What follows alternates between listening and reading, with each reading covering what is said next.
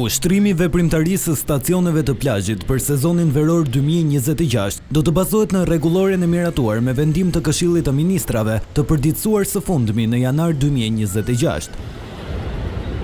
Aplikimet u bën përmes portalit e-Albania, ndërsa afati përfundimtar ka qenë 15 marsi 2026. Sa i përket organizimit të plazheve, ndarja mes hapësirave publike dhe private do të vijojë sipas parimit. Në çdo 1000 metra vij bregdetare, 300 metra do të jenë plazh publik, pra në raportin 70-30.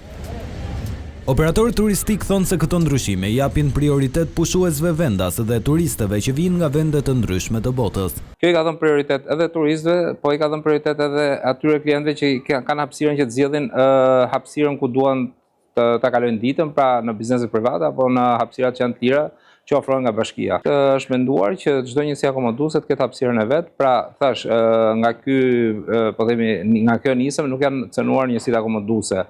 Pra njësitë akomoduese ngelen pa prekura, por nisma është që të ketë më shumë hapësira publike, pra të ketë më shumë plazhe boshe pa shesdhon. Në lidhje me prenotimet, Norja tha se ato po ecin shumë mirë, ndërkohë që po shtohen edhe më shumë turistë që nuk preferojnë më vende në rajonin e lindjes së mesme.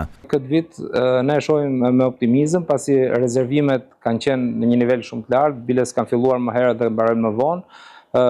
Lufta që po zhvillohet në lindjen e mesme, po themi nuk ka ndikuar, pasi nuk ka pasur anullim rezervimesh, mund të themi që mund ndikoj për mirë, sepse disa rezervime që kanë qenë për në Turqi, turistë që kanë qenë rezervuar për Turqi, kanë anulluar rezervimet dhe po shohim vende të tjera dhe një nga opsionet është Shqipëria.